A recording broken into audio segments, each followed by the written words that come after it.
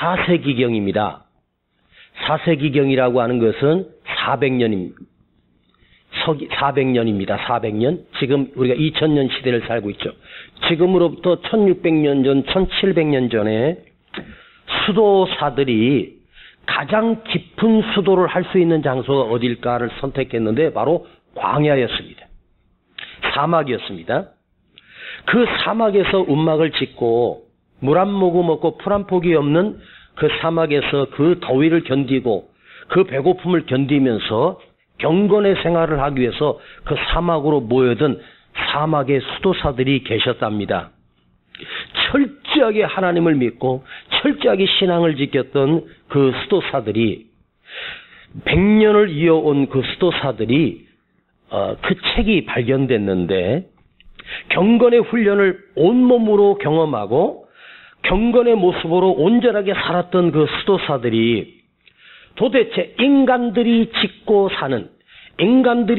있는 죄 가운데 가장 큰 죄가 무엇일까 하면서 최고의 죄악은 적었는데 그들이 그 수백 년의 광야 수도사 생활을 하면서 몸으로 삶으로 체험했는데 가장 하나님 앞에 우리가 지은 가장 큰 죄의 1번이 뭐냐? 교만이랍니다. 두 번째가 질투, 세 번째가 분노의 죄악, 네 번째가 욕심이랍니다.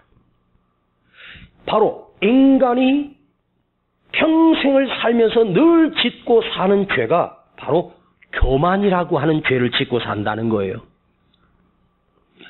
성 어거스틴에게 어느 날 제자가 찾아와서 스승님, 도대체 교만이 무엇입니까? 어떻게 하는 것이 교만입니까? 이렇게 물었답니다. 그때 어거스틴이 뭐라고 대답을 했냐면 나는 참으로 겸손한 사람이라고 생각하는 그것이 가장 무서운 교만이다. 우리 스스로 나는 참 겸손해 하는 그 생각을 품는 그 인간이 진짜 교만한 인간이다. 그 말입니다. 오늘 12번째 이 느부갓네살의 왕과 그 시대를 조명하는 것을 오늘 마치려고 하고 오늘 느부갓네살의 그 대단한 황제와 그 엄청난 권력이 이 4장에서 끝장이 나요. 4장에서 그 권력이 막을 내리고 그도 이슬처럼 사라져버립니다. 대단한 인생, 엄청난 권력, 그 바벨론 성을 이루었던 느부갓네살의 권세가 이 4장에서 이제 막을 내리고 새로운 다른 시대가 도래합니다. 그런데 느부갓네살이 자기가 다니엘을 통해서 꿈을 통해서 하나님을 경험하면서 수없이 하나님을 경험하면서 그가 마지막으로 남겼던 고백이 바로 4장 마지막 절 37절입니다. 그러므로 나 느부갓네살이 하늘의 왕을 찬양하며 칭송하며 존경하노니 그의 일이 다 진실하고 그의 행하심이 의로우심으로 무릇 교만하게 행하는 자를 그가 능히 낮추심이니라. 하나님을 존경하고 찬송한대. 그런데 하나님은 교만한 자를 낮추시고 교만한 행위를 깨트리시고 교만한 자를 하나님께서 낮추어 주셨다. 내가 얼마나 교만했던지 하나님께서 나를 그 교만을 깨트려서 나를 낮추어 주셨다. 이렇게 느부갓네살이 고백하는 것을 알 수 있어요. 자, 그가 깨달은 한 가지는 뭐냐? 교만한 자를 하나님께서 박살내신다. 나 교만했더니 하나님이 나를 이렇게 박살내셨다. 나의 교만을 꺾기 위해서 지금까지 하나님께서 나를 단련하셨다. 그런데 느부갓네살이 교만할 수밖에 없는 상황을 표현한 구절이 29절과 30절입니다. 자, 여러분은 읽지 말고 제가 읽겠습니다. 29절과 30절을 보겠습니다. 12달이 지난 후에 내가 바벨론 궁 지붕에서 거닐새 바벨론 그 옥상에서 길이 있는데 거기를 느부갓네살이 걸었습니다. 자, 나 왕이 말하여 가로되 이 큰 바벨론은 내가 능력과 권세로 건설하여 내가 나의 능력과 내 힘으로 건설했고 나의 도성을 삼고 이것으로 내 위엄의 영광을 나타낸 것이 아니냐. 자, 바벨론 옥상에 올라가 그 바벨론 성을 쭉 바라보면서 느부갓네살이 느낀 게 있어요. 이건 내 힘으로 건설한 거야. 이건 내가 이룬 거야. 나의 권력이 세운 거야. 하면서 그 바벨론 성을 바라보고 스스로 놀래서 내가 이렇게 대단하구나. 내가 이렇게 많은 권력을 가지고 있구나. 내 말 한마디면 이것이 쓰러지고 내 말 한마디면 이것이 건설되는구나. 하고 느부갓네살이 그냥 교만의 끝자락까지 올라간 거예요. 그런데 보세요. 하나님께서 나의 교만을 깨뜨리셨어요. 자, 여기서 우리가 한번 주목해 볼 것은 느부갓네살이 그 가장 높은 곳에 올라가 바벨론 성이 다 보이는 옥상에 올라간 거예요. 인간이란 내가 스스로 내 몸이 높은 곳으로 올라가는 것으로 끝나는 것이 아니라 위치적 높은 곳이 아니라 정신적인 생각까지 같이 올라가 버려. 그 옥상을 걸으면서 그 속에 자기도 모르게 교만이란 놈이 갑자기 치고 올라오는 거예요. 그런데 성경을 보면 또 한 사람이 있습니다. 이 느부갓네살하고 아주 비슷한 사람이 있습니다. 그가 누구냐면 다윗입니다. 다윗도 옥상에 올라갔다가 무너지지 않습니까? 자, 성경을 한번 찾아보니까 제가 읽을게요. 저녁 때에 다윗이 침상에서 일어나 왕궁 옥상에서 거닐다가 그곳을 보니 한 여인이 목욕을 하는데 심히 아름다워 보이더라. 사무엘하 11장 2절에 이 말씀이 나와요. 낮잠을 자고 저녁 때에 일어나서 사실 그때는 이스라엘은 블레셋과 전쟁 중이었습니다. 그런데 다윗은 낮잠을 실컷 자고 저녁 때쯤 일어났어요. 그리고 옥상에 올라가 그 길로 쭉 예루살렘 성을 바라보는데 저 멀리서 가장 높은 곳이니까 담장 넘어 한 여인이 목욕을 하네요. 보니까 그 멀리서 여인이 목욕하는데 얼마나 희미하게 보이겠습니까? 그 거리가 성경에서 제가 언젠가 말씀드렸지만 얼마 정도 보였냐면 1km 앞에 보인 겁니다. 그때는 공기가 맑고 하니까 시야가 더 트일 수 있지만 아무리 인간의 시력이 좋아도 1km쯤 떨어져 있는 것은 희미하게 보일 거예요. 그런데 그 여자가 목욕하는데 그게 아름다워 보인 거예요. 신하를 불러서 그 여자를 당장 불러들여라. 바로 그 여자가 밧세바였습니다. 이미 남편이 있는 아내였습니다. 그런데 다윗은 그 옥상에 올라가 예루살렘 도성을 바라보면서 교만이 확 올라오면서 하나님이고 뭐고 안 보이기 시작합니다. 내 권력이면 여자를 수천 명을 둘 수도 있는데 까짓것 여자 하나 더 드린다고 해서 지금도 내 아내가 7명인데 뭐 하나 더 드린다고 해서 문제 있겠어? 하면서 다윗도 한순간에 무너져 버렸습니다. 자, 느부갓네살도 왕궁 위에 올라가 거닐다가 자기가 세운 도성을 보고 내가 대단하다고 교만해졌습니다. 다윗도 왕궁에 올라가서 거닐다가 똑같은 케이스 아닙니까? 둘 다 엄청난 업적을 이룬 대단한 왕이고 황제입니다. 그런데 우리는 다윗이라고 하는 영성을 알아요. 다윗의 믿음을 알아요. 다윗이 얼마나 하나님을 두려워하고 겸손한 사람인지를 알아요. 그런데 다윗도 옥상에 올라가서 왕궁 위를 올라가서 배회하는 순간 자기도 모르게 교만해져서 모든 것을 놓쳐버리고 무너지는 것을 알 수 있어요. 우리 같은 인간이 넘어지는 거야 어쩔 수 없지만 다윗이 그럴 수가 있다 하지만 다윗도 똑같습니다. 아셨습니까? 그러니까 왕궁 위로 올라가는 순간 이게 가장 무서운 순간이에요. 내가 높이 올라가는 순간 그게 가장 위험한 순간입니다. 그리고 자기 업적을 보는 순간 인간은 무너질 수밖에 없습니다. 교만은 패망의 선봉이다. 교만하면 가장 먼저 망한다. 순간적으로 끝난다는 말이죠. 자, 지금부터 잘 들으십시오. 길게 하지 않겠습니다. 조금 더 깊이 들어갑니다. 교만이란, 오늘은 다른 게 아니라 교만에 대해서 하는 거예요. 겉으로 나는 교만과 포장된 교만이 있답니다. 겉으로 누가 봐도 저 집사는 진짜 저렇게 교만해? 다 보이는 교만이 있어. 그런데 포장된 교만이 있어. 그냥 그걸 갖다가 교만을 갖다가 살짝 겸손으로 포장을 한 그런 위험한 교만, 이 두 가지가 있답니다. 그런데요, 여러분, 인간이 숨길 수 없는 것이 뭐냐면 교만이에요. 절대로 교만은 숨길 수가 없어. 하나님만 아시는 것이 아니라 우리끼리도 교만이 숨길 수가 없어. 탁 표시나. 제가 이렇게 여러분께 설교하고 있는 이 순간에도 여러분들이 딱 앉아서 말씀을 들을 때 여러분의 모습을 보면 저것도 지금 교만이 들어갔구나. 그게 보여, 이상하게.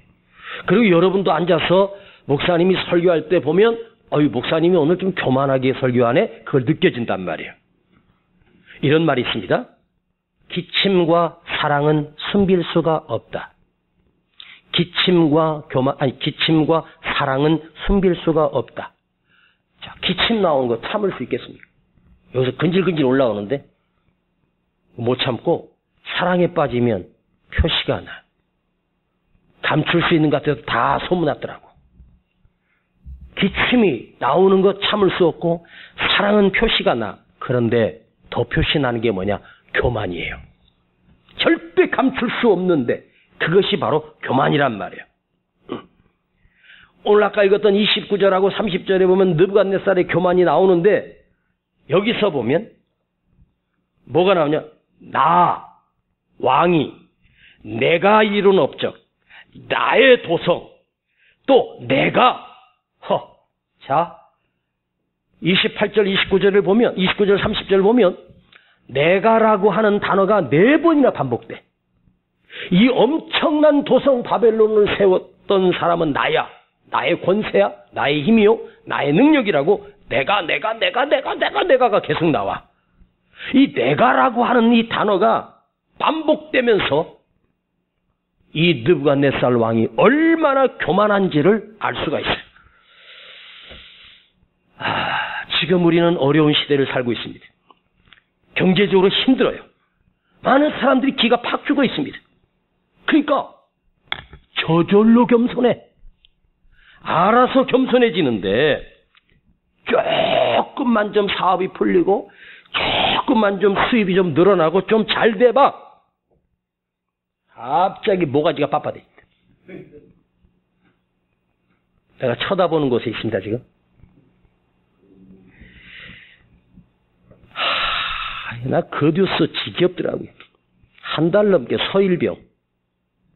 응? 지겨워 죽겠어. 점점 갈수록 또 비리가 또 늘어나. 내일은 뭐가 나올지 모르겠어. 군대를 간 아들이 세상에 전화로 3번이나 전화 한 통으로 휴가가 연장이 된다? 나도 군대를 갔다 왔는데 전화 한 통으로 휴가가 집에서 그냥 아파서 못 가요 그러면 자동적으로 일주일 연기되고 자동적으로 열흘이 연기되고 25일인가를 그렇게 연가를 했어요. 아파서 못 들어간다고. 그저께는 그 아파서 못 들어간 그 아들이 아파서 못 들어간 게 아니라 그 친구가 또 어떻게 나와가지고 휴가 내는 나이트클럽에서 같이 즐겼다는 거야. 그래서 제가 어이가 없어가지고 그걸 뉴스를 보고 어이가 없어서 이걸 딱 잡았습니다. 네가 왜 거기서 나와?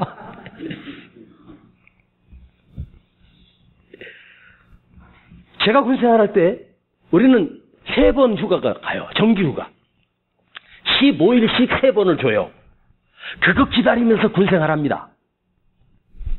그런데 저보다 아래 후임병인데 이제 토요일 날 복귀를 해야 되는데, 토요일 날 5시까지인가 6시까지인가 복귀를 해야 돼요.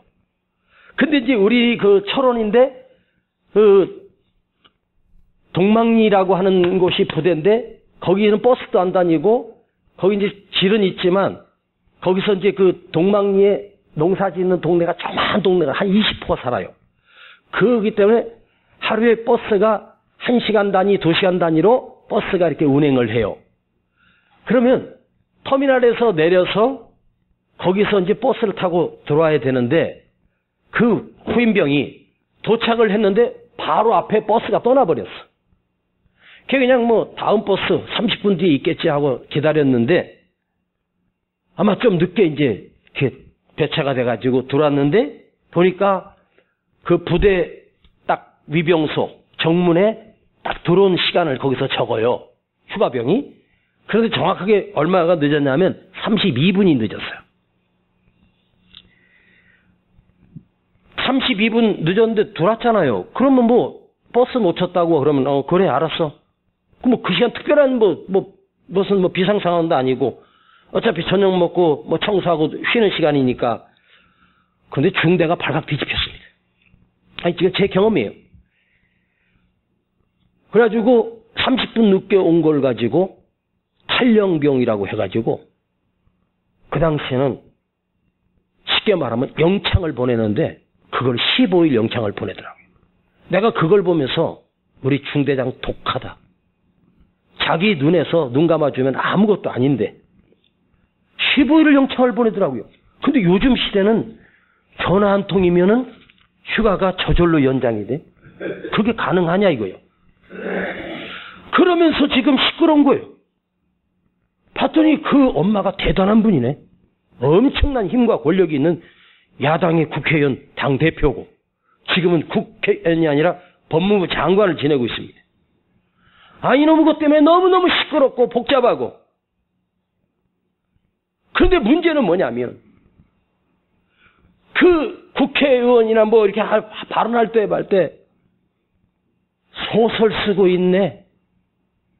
나는 그 표정에서 뭘 느꼈냐면 야, 진짜 교만하다. 저 눈 좀 봐라. 마스크를 쓰고 있으니까 눈이 더 그런 것처럼 보였는지 몰라도 그런데 제가요 그 추장관님이 세상에 권사님이랍니다. 제가 잘 아는 목사님 교회 권사님이래. 나 그래서 깜짝 놀랐습니다. 자, 봐봐요. 우리가 권력 좀 있고 힘이 있으면 소위 말하는 내가 누군 줄 알아? 오늘 설교 제목을 이렇게 하려고 그랬어요, 사실은. 내가 누군지 알아? 조금 힘만 있으면 내가 누군 줄 알아? 그런 시대야. 여당에 뭔 일 있으면 뭐 재판하면 다 무죄로 끝나. 왜? 내가 누군 줄 알아? 내 뒤에 문이 계셔, 문이. 달림 계셔. 이거야, 내가 누군 줄 알아. 자, 진짜 무서운 것은 뭐냐면, 겉으로 드러나는 교만이 아니라, 겉으로 볼 때 엄청나게 겸손해 보여. 정말 겸손한 것 같아. 저분 진짜 겸손해. 근데 그것이 더 위험하다는 거야. 우리 교회 안목의 원사님하고 집사님, 장로님, 목사님, 너무너무 겸손하시고 참 존경스러워. 그러지 마. 저 절대로 겸손하지 않습니다. 저는 체하는 걸 제일 싫어해. 뭐 하는 척하는 것도 싫어하고 있는 그대로가 좋아. 솔직히 말하면요, 제 성격은요 복잡하지도 않고 단순해요. 그래서 실수가 좀 많아 보여요. 예. 먼 척하고 목에 힘주고 겸손한 척하고. 그게 주님이 이 세상에서 그 바리새인들 고개를 숙이고 그 옷을 입고 길을 걸으면서도 기도하면서 가고 이 회칠한 무덤이라고. 그 속에 시체는 썩었는데 겉에 하얀 회를 칠해서 깨끗한 것처럼 이 더러운 독사의 자식들아 내 입에서 토하여 내리라고 주님이 말씀하시지. 왜? 주님은 그 중심을 보고 계시니까. 얼마 전에 청와대 경호관이 퇴근을 하고 저녁에 그 동료들, 친구들과 함께 술집에서 술을 거나하게 취했나 봅니다. 근데 이 사람이 술에 딱 취해가지고 술집에서 막 난동을 부린 거예요. 그러니까 거기서 막 술 취해서 난동을 막 깨부시고 하니까 112 신고해가지고 경찰이 출동을 했습니다. 이 사람 신분이 뭔지 모르잖아요. 그래서 이제 막 잡아가지고 막 하니까 이 술 취한 청와대 경호원이, 야! 내가 누군지 알아? 이것들이 시칵 이랬겠지.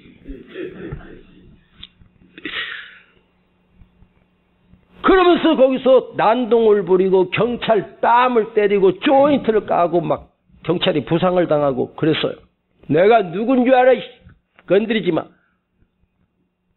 그래가지고 끌고 가서 경찰서에 가서 보니까 세상에 대통령 경호원이야. 응? 아니 장관 경호원이 아니라 대통령 경호원입니다.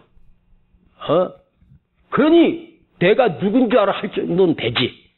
근데 웃기는 건 뭐냐면 쥐뿔도 없으면서 우리가 당신들이 제가 야 내가 누군지 알아?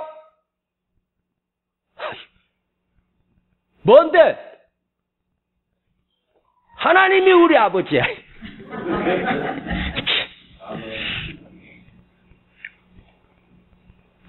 이 경호원 그 사건이 그 다음날 신문에 크게 났었습니다. 대통령이 그 자리에서 그 경호원을 잘라버렸습니다. 그 한마디 하고 쉽게 말하면 밥줄이 끊어진 거예요. 내가 누군 줄 알아? 이 한마디로.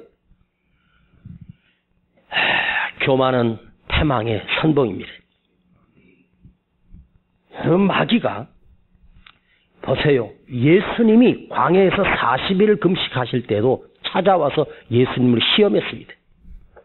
참 겁도 없는 놈이지. 마귀가 어떻게 예수님을 달려들어 예수님이 가장 배고플 때 가장 궁핍하고 힘든 그 순간에 찾아와 주님을 시험합니다. 자, 예수님을 시험하는데 내게 엎드려 경배하면 야 예수야 내가 이 온 천하를 너에게 줄게. 이 온 천하 만물을 내가 너에게 줄 테니까 내게 오늘 엎드려 절해라. 이러네. 아니 온 천하가 누가 만든 거예요? 예수님이 만든 거잖아요. 여러분 마귀가 예수님에게 내게 엎드려 절하라. 나에게. 내가 누군 줄 알아? 내가 이 세상을 악한 영으로 다스리는 마귀의 왕이야. 마귀는 누구냐면 바로 교만의 왕입니다. 천사였는데 하나님을 호위하는 천사였는데 이 천사가 변질돼가지고 빠져나와 사탄 마귀가 되지 않습니까? 나도 하나님처럼 될 수 있다고 생각하고 하나님을 대적하려고 거기서 나온 천사가 마귀입니다. 자, 마귀는 자기가 왕이라고 생각하고 자기가 대단하다고 생각하고 내가 위대하다고 생각합니다. 자, 교만의 왕인 마귀로부터 시작됐는데 그 마귀가 우리 속에 들어와서 우리를 교만하게 만듭니다. 자, 교만은 뭐예요? 내가부터 시작해. 나는 자기 중심적, 이기적, 자기 생각에 빠져. 나만 생각하는 이 교만한 생각. 그것이 바로 오늘 우리들의 자신입니다. 여러분에게 물어보겠습니다. 여러분 안에도 내가가 있습니까? 없습니까? 있지요. 내가 누군데? 내가 누군 줄 알아?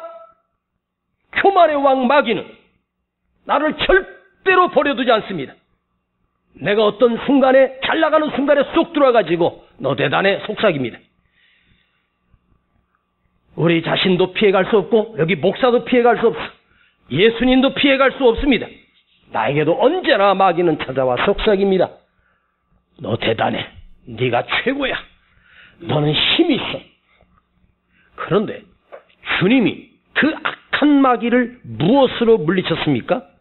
첫 번째 유혹에 사람이 떡으로만 살 것이 아니요. 그 돌덩이를 떡으로 만들어 먹으러 할 때 사람이 떡으로만 살 것이 아니라 하나님의 입에서 나오는 모든 말씀으로 살 것이라. 하나님의 입으로 선포하는 모든 말씀으로 살 것이라고 마귀를 이겼고, 또 마지막 경배라고 할 때 사단아 물러가라 하면서 주 너의 하나님께만 경배하고 오직 그를 섬기라. 자, 주님이 마귀의 시험, 교만에 빠뜨리는 순간 주님이 무엇으로 이겼냐? 말씀으로 물리쳤고, 우리 안에 언제나 새겨진 말씀이 우리 안에 살아있을 때 우리는 교만을 이길 수 있고 겸손한 자가 될 수 있다는 말이에요. 그리고 오직 하나님만 예배하고 하나님만 섬길 때만 이겨낼 수 있다. 자, 우리는 오늘 교만이 뭔가, 그걸 아는 것이 아니라 교만을 이겨낼 수 있는 능력이 무엇일까? 겸손이 아니에요. 겸손해질수록 겸손한 마음을 먹고 겸손해야지 내가 더 겸손해야지 하면 할수록 이 교만 덩어리는 눌려진 스프링처럼 더 강도가 높게 확 끼어오를 수밖에 없어. 내 힘으로 교만을 못 이겨요. 주님이 물리치셨던 것처럼 하나님의 입에서 나오는 모든 말씀으로 하나님만 예배하고 하나님만 경배할 때 그 교만을 이길 수 있습니다. 자, 내가 하나님 앞에 엎드려 예배할 때 어떤 은혜가 나에게 있을까? 바로 하나님이 오늘 이 예배를 통해서 말씀을 들려주십니다. 이 현장에서 우리가 왜 예배를 드려야 되는가?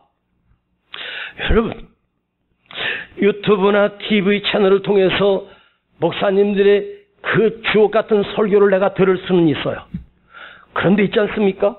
그 차이와 현장 예배의 차이가 뭐냐면, 그 화면 속에서 들으면서 그 내용이 참 좋아, 그 내용을 내가 깨달을 수 있고 내가 교훈도 삼을 수는 있어요.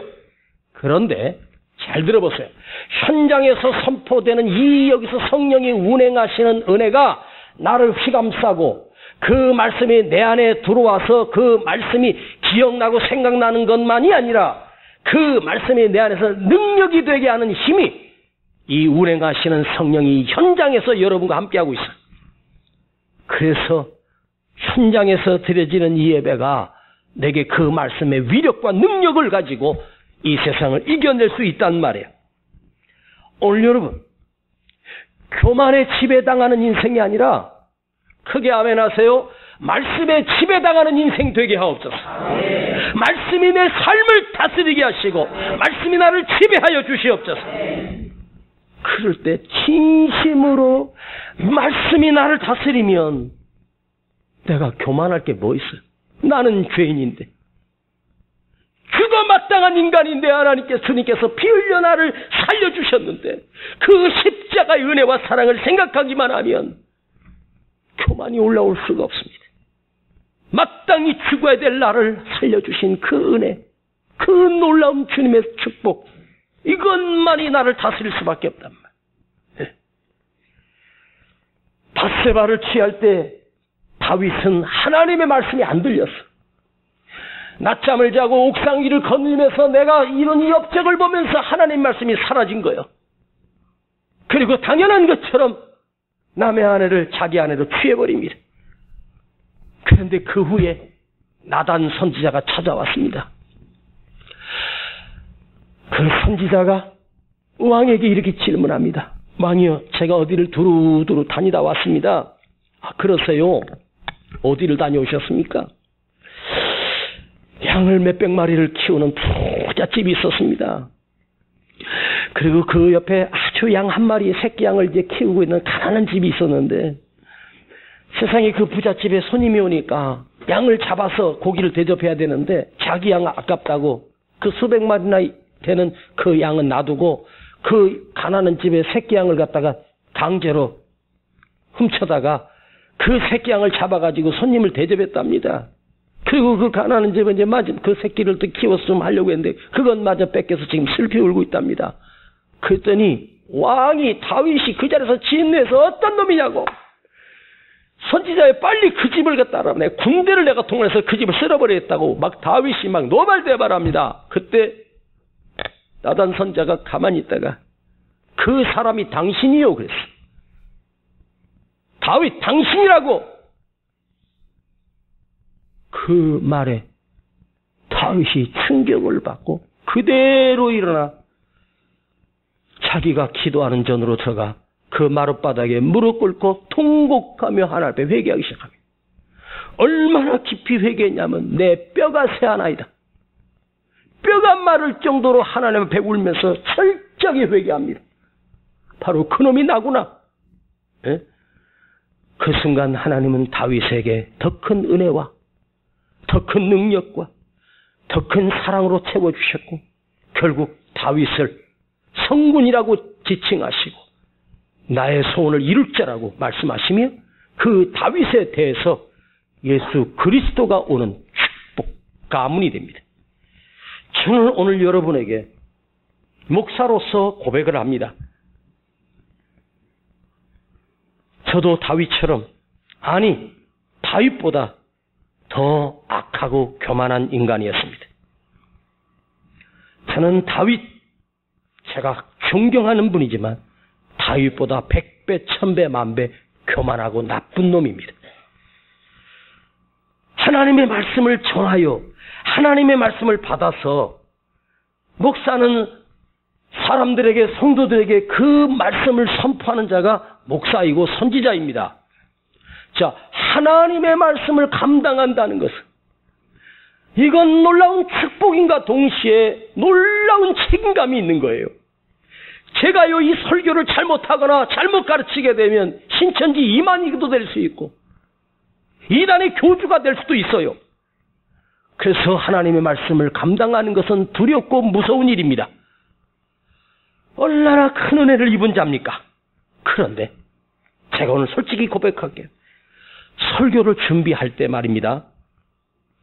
내 안에서 이 본문을 가지고 설교를 묵상합니다. 월요일부터 읽고 또 읽고 또 읽고 하다가 월요일날 어떨 때는 말씀이 튀어나오면 그걸 하나 적어놔요. 또 읽다가 튀어나오면 또 하나 적어놔요. 그리고 엎드려서 한 시간을 또 그 말씀을 두고 기도합니다. 그러다가 어떨 때는 월요일날 화요일날 설교 이 원고를 쓰기 시작할 때가 있어요. 그런데 있잖아요. 잘 봐요. 이걸 거의 매 순간마다 경험하는데 여러분도 보실 때 이 본문이 뭐 별 내용이 없어요. 그런데 그 별 내용이 없는데도 거기서 깊은 말씀을 묵상해서 퍼올려서 여러분과 말씀을 나눌 때가 있지 않습니까?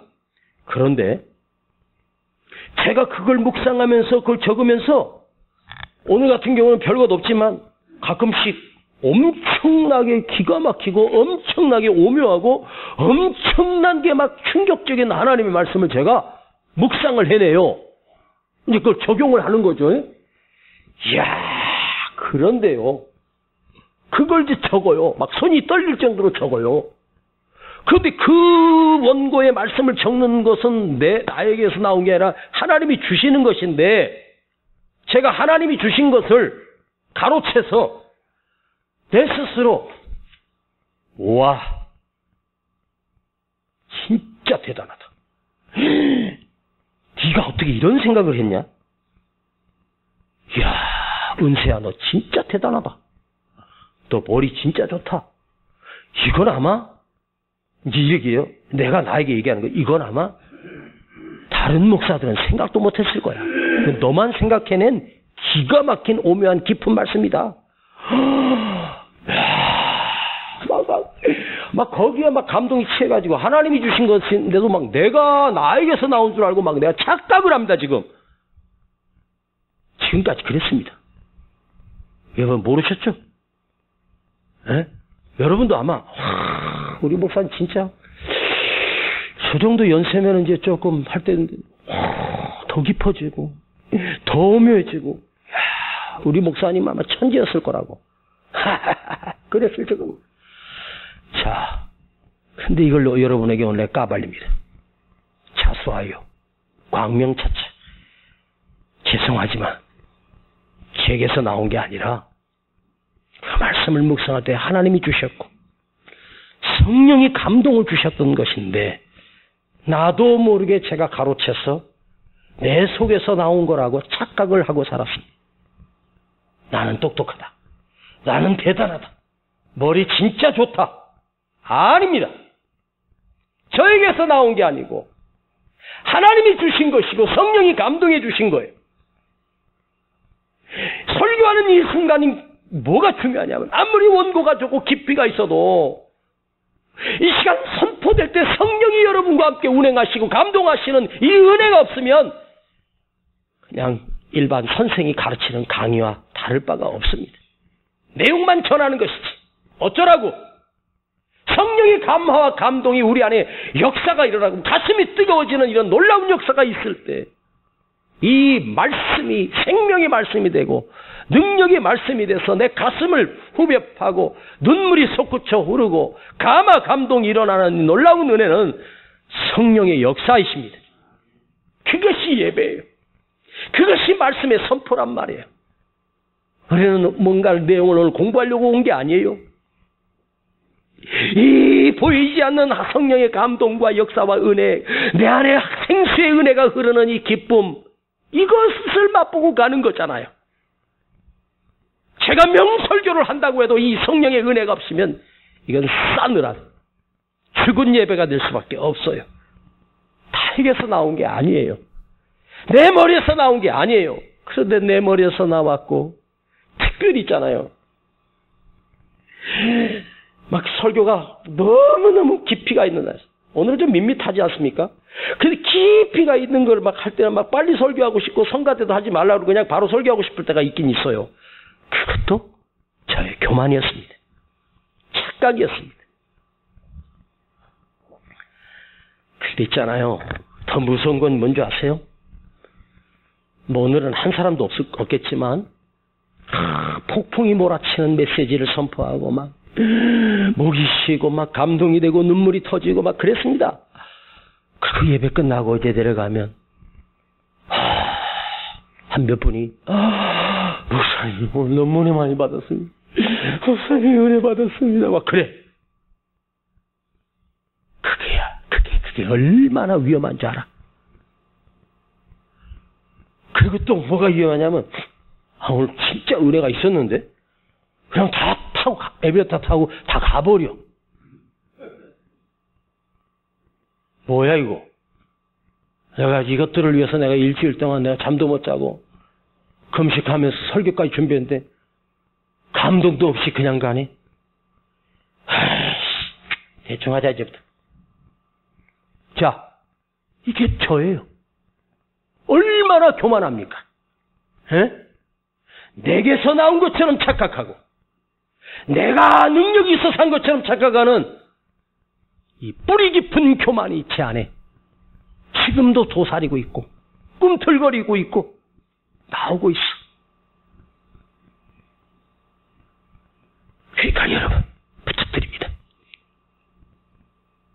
은혜 많이 받았어도 손은 흔들지 마세요. 사람이 막 이렇게 오버하지 말라고. 은혜 받았습니다. 그래 그 정도만 해. 아니 안 해도 돼. 그게 나를 교만하게 만들어. 내가 잘난 줄 알았어. 제 속에도 이 교만이 있습니다. 그래서 제목을 나는 교만합니다. 저는 교만합니다. 따라합시다. 나는 교만합니다. 저는 교만합니다. 우리 모두는 교만합니다. 다윗도 교만해서 무너졌습니다. 느부갓네살 정도 되는 사람이 교만하면 당연한 거예요. 저 정도면 목 빳빳하게 들고 다녀도 누가 뭘 할 사람 없어. 우리는 그 발가락도 못 따라가지 않습니까? 깃불도 없고 내세울 것도 없고 힘도 없는 내가 교만하면 그 교만이 얼마나 우스운 교만입니까? 사랑하는 여러분, 우리 속에 날마다 올라오는 이 교만. 근데 저는 이 교만을 이길 수 있는 방법은 겸손해지면 된다고 생각했어요. 아니었어요. 그 겸손은 가장된 겸손이었어요. 상자 속에 감추인 겸손이었어요. 포장한 겸손이었어요. 위선자란 말이 그건 더 큰 교만이라고요. 주님은 우리 중심을 보시는데 이 무서운 교만을 이길 수 있는 능력은 뭘까? 다시 말씀드리지만 이 예배에서 하나님만 섬기며 하나님만 예배하며 하나님 앞에 서 있는 내가 얼마나 초라하고 작은 존재인가를 보게 되십시오. 그리고 하나님의 말씀이 내게 휘몰아치고 하나님의 말씀이 나를 때리면서 내가 박살나고 깨지고 무너지고 부서지고 무너질 때 그 교만이 내 안에서 박살나버릴 때 그것은 하나님의 말씀만이 나를 깨뜨릴 수 있고 하나님의 말씀만이 나를 겸손하게 하는 능력이라는 거예요. 그러면 왜 교만 좀 하면 안 돼요, 목사님? 안 됩니다. 제일 먼저 망합니다. 교만은 패망의 선봉이야. 제일 먼저 망한단 말이에요. 아셨습니까? 그럼 겸손은 뭐요? 주님이 품어주셔. 하나님이 그의 오른손으로 붙들어 주시는 능력이 겸손이에요. 하나님은 겸손한 자를 사랑하시고 겸손한 자에게 복을 주시고 은혜를 부신다 했어요. 그래서 우리는 교만하면 망하는 거야. 겸손해야 축복이. 근데 내가 겸손해야 되겠다고 결심해서 되는 게 아니에요. 하나님의 말씀이 들려져야 겸손해지고 하나님의 말씀이 들려져야 내가 하나님의 은혜 안에 살고 당신의 오른손으로 나를 붙들어 주시는 축복을 경험할 수 있다. 그래서 여러분 하나님의 말씀을 듣는 것을 소중히 여기십시오. 이 현장에 나와 힘들고 어려도 예배드리며 말씀을 듣는 것이 내가 살아날 수 있는 길이라는 사실을 잊지 마십시오. 할렐루야. 기도하십시오. 아버지, 나는 지금까지 교만했었습니다. 지금도 교만합니다.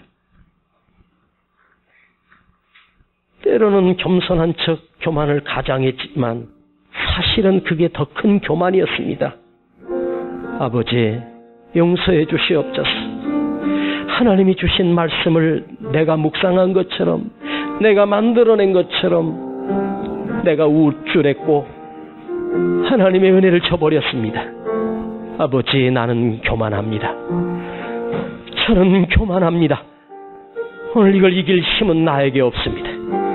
아버지, 하나님의 말씀으로 나의 교만을 깨뜨리시고 다시 십자가를 바라보게 하시고 다시 피 묻은 주님을 바라볼 수 있도록 우리에게 은혜를 더하여 주시옵소서. 예수님의 이름으로 기도하옵나이다.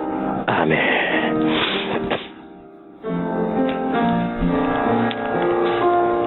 슬픔 속에서도 울지 않는 것,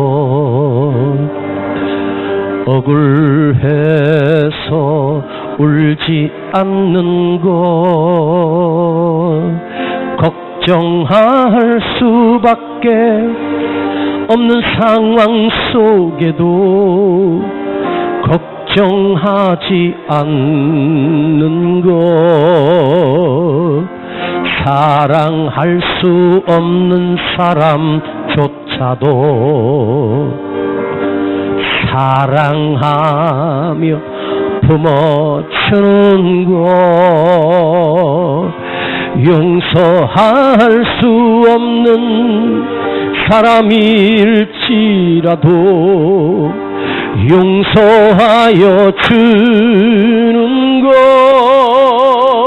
어떠한 자기 주장도 버리고 우리 시간 하나님 앞에 온 마음다해 예물 드리겠습니다. 주님 뜻에 맡기며 내가 강한 것이 보여줌이 진정한 겸손, 참을 수 없어도 화내지 않고 끝까지 인내하는 것, 감사할 수 없는 그런 조건에서도 우리 다 같이 일어나십시다. 감사하며 사는 것, 칭찬이나 비난 가운데서도 침묵하며 살아가는 것, 말씀 순종하기 어려울지라도 믿음으로 순종하는 것, 어떠한 자기 주장도 버리고 오직 모든 것을 주님 뜻에 맡기며 내가 강한 것이 아니라 남을 보여줌이 진정한 겸손. 우리 두 손을 가슴에 모으고 시간 간단하게 주님 앞에 결단하며 기도합니다. 주님, 나는 교만한 인간입니다. 제가 교만했습니다. 너무너무 교만했습니다. 때로는 겸손이라는 상자로 포장을 하고 그렇게 살았습니다. 주님 용서해 주시옵소서. 아버지, 이 시간 회개합니다. 주님, 내가 교만했습니다. 아버지, 말씀으로 다시 깨트리게 하시고 성령께서 내 안에 오시옵소서. 아버지, 내가 겸손해지기를 원합니다. 주님 도와주세요. 아버지, 겸손하기를 원합니다. 말씀으로 일어나게 해주세요.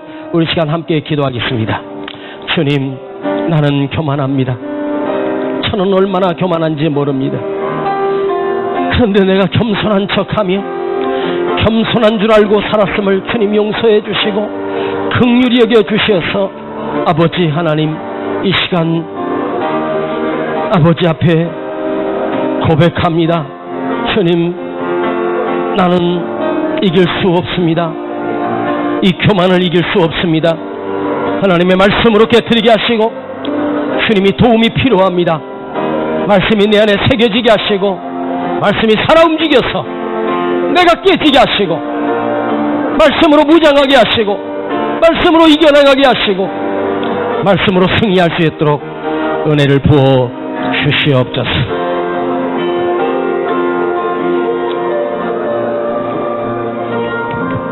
하나님 아버지, 예물 드립니다.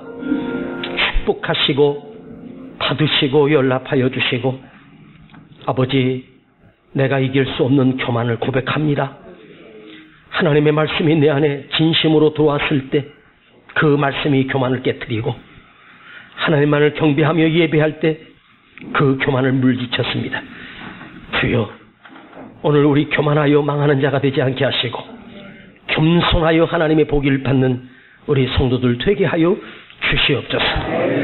지금은 우리 주 예수 그리스도의 은혜와 아버지 하나님의 극진하신 사랑하심과 성령님의 감화감동 충만 내재 교통하심이 오늘 교만을 이기고 겸손하기를 결단하는 우리 모든 성도들 그 머리 위에 이제로부터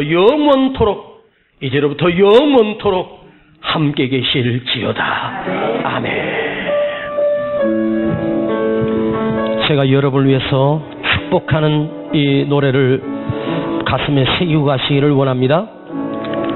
당신이 지쳐서 기도할 수 없고 눈물이 빗물처럼 흘러내릴 때 주님은 하시네 당신의 약함을 사랑으로 돌봐주시네.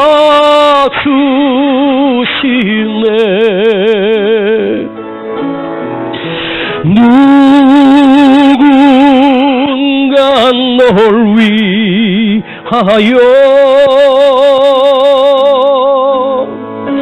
누군가 기도하네.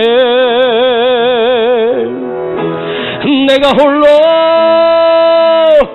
외로워서 마음이 무너질 때 누군가 널 위해